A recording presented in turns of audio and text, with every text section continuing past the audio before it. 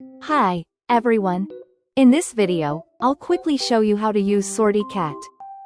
First, open the program and get the folder you want to organize ready. This folder contains photos and videos taken with a Samsung phone, an iPhone, and a GoPro. As you can see, the file names are all different, so they're not organized by date. Now, drag and drop the folder into SortyCat.